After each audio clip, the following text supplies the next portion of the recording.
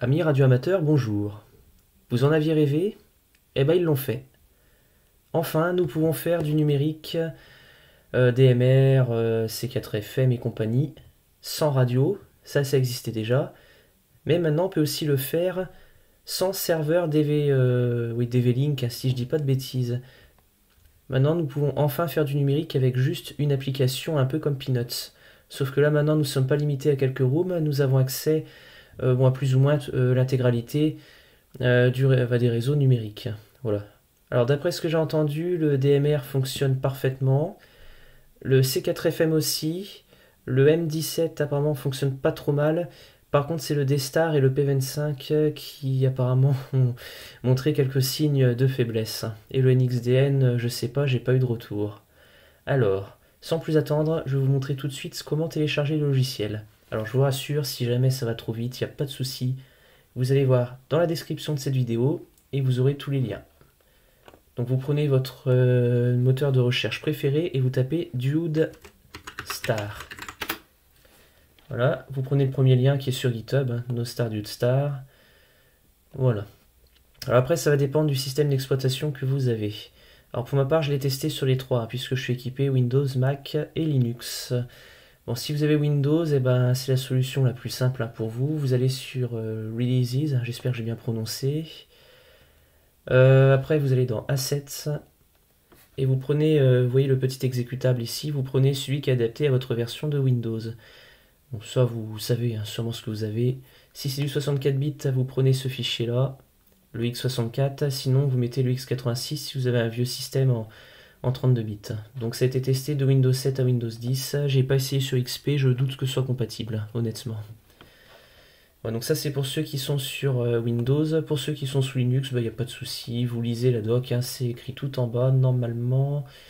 Voilà, compiling on Linux. Voilà. Donc il y aura cette commande là aussi à taper avant pour installer toutes les dépendances, hein, mais bon, je ne vais pas rentrer dans les détails. Je pense que si vous êtes sous Linux, vous savez généralement comment ça fonctionne.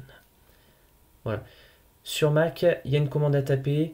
Je vous la mettrai dans la description, elle est toute simple. Il y aura juste à taper une commande avant de taper ces deux commandes-là pour faire l'installation. Après, il faudra ouvrir dudestar.app, si je dis pas de bêtises, qui est dans le dossier de l'application. Bon, là, je vais me concentrer plutôt sur la version Windows, puisque je pense que vous êtes plus nombreux à être sous Windows que sur d'autres systèmes. Donc, quand vous l'avez téléchargé, vous l'installez. Bon, moi, c'est déjà fait, hein. Je vais le prendre dans mes programmes. Dudestar x64, puisque j'ai un ordinateur 64 bits. Voilà, donc vous voyez, le logiciel est extrêmement simple. Bon, je vais l'agrandir un peu. Vu que j'ai un grand écran, je vais en profiter. Alors, les réglages. Le vocodeur, bah, vous mettez software vocodeur, donc là c'est bien, vous n'avez besoin de rien du tout, même pas de clé MBE, c'est vraiment tout tourne en local, c'est vraiment le pied, c'est le cas de le dire. Si vous avez une clé à MBE, n'hésitez pas à l'utiliser, vous pourrez avoir le D-Star comme ça et sûrement les autres modes qui ont tendance un peu à bugger. Mais bon, après, je pense qu'il y a d'autres logiciels qui sont mieux que ça pour ça. À voir. Moi, j'ai pas testé pour ma part. Donc, j'ai laissé software vocoder, hein, je ne possède rien d'autre. Playback device, bon, bah là, c'est pour l'écoute. Bon, moi, je vais mettre LG télé puisque j'utilise mon téléviseur. Et capture device, bon, bah, je vais prendre le micro du Mac puisque j'ai un MacBook Air. J'ai pas encore de micro externe. Ici, vous mettez dans call sign votre indicatif en toutes lettres et en tout chiffre, bien sûr. Votre DMR ID, vous le mettez là, vous mettez le DMR ID pur, hein, vous mettez pas de chiffre après, puisqu'en fait il est ici dans le ESS ID.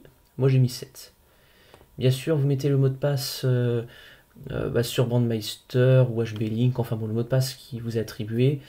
Bon, ici je pense pas que ça vaille le coup de modifier quoi que ce soit. Après, vous pouvez mettre vos coordonnées si vous voulez, il y a d'autres réglages, mais bon. Là, je me suis pas trop lancé là-dedans. Il y a le D-Star aussi, M17.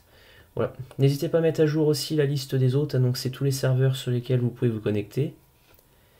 Et également DMR IDs pour avoir la liste complète des stations qui sont présentes sur les réseaux numériques. Voilà. Bon, bah c'est pas trop mal, hein.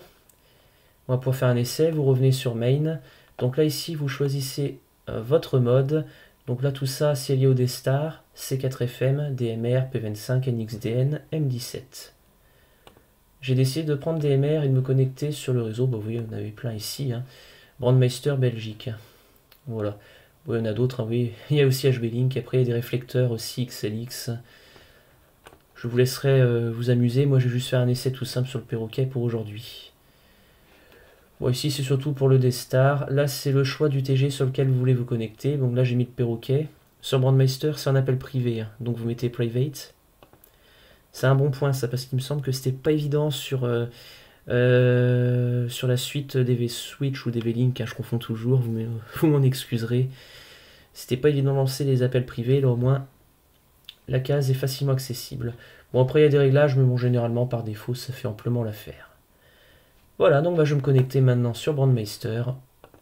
Voilà, le bouton TX passe au vert, donc ça veut dire que ça fonctionne. Bon, on va faire un petit essai, hein. Je vais lancer un appel sur le perroquet. Si tout va bien, normalement, je devrais avoir une réponse. C'est parti. Alors, test de Foxtrot 4, Hôtel Whiskey Delta sur le perroquet de Brandmeister pour une vidéo YouTube.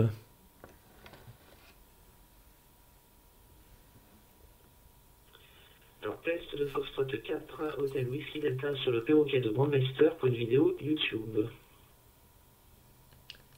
Voilà. Alors, je sais pas si c'est bien passé, hein, parce que bon, le micro est juste en dessous de la télé, mais bon, je pense que vous avez dû vous rendre compte que la qualité était pas si mauvaise que ça.